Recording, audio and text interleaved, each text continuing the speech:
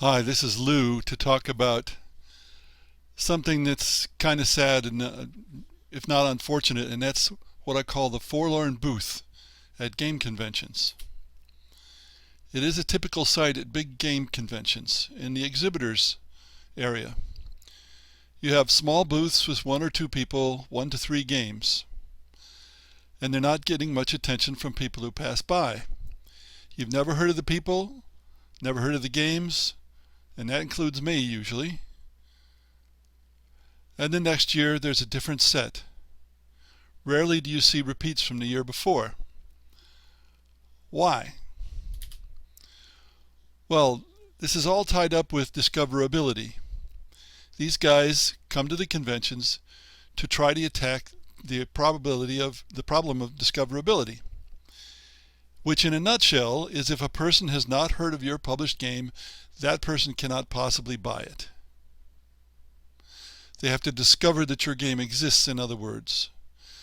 Well, we have so many published games, over 1,000 tabletop games a year, over 100,000 video games a year.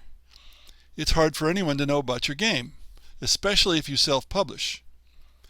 In a sense, traditional publishers exist to provide visibility for games that they publish, although even that seems to be becoming less and less the case nowadays.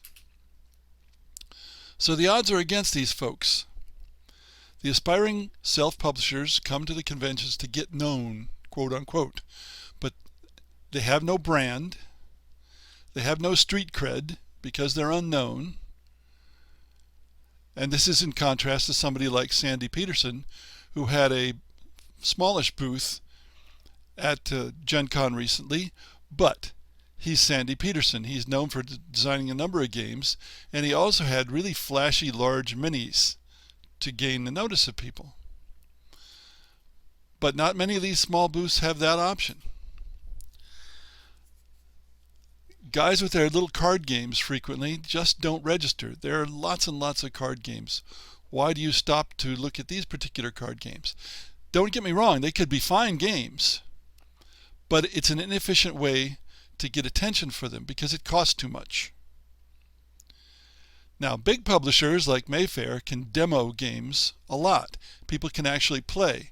Mayfair has a huge area of tables and chairs and games set up so people can play the games or be taught how to play the games and then possibly buy them.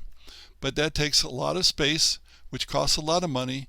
It takes a lot of volunteers, and that also costs money. And little publishers don't have that kind of money. So when the little publisher takes stock, they decide not to come the next year. They don't notice much of a boost from having been at the convention. They didn't sell enough to begin to pay for the booth, let alone the travel expenses. Even bigger publishers often just break even. And it's a lot of work for a little reward. Yes, we can all say you have to start small, but in a typical result, it doesn't work. There are outliers, but outliers are outliers. There are very few, and you can't run your business hoping that you'll be an outlier. It's just not likely to work out well. Now, I confess I don't pay the little booths much attention. It depends, unless I've already heard of the product. But on the other hand, I rarely buy games at conventions.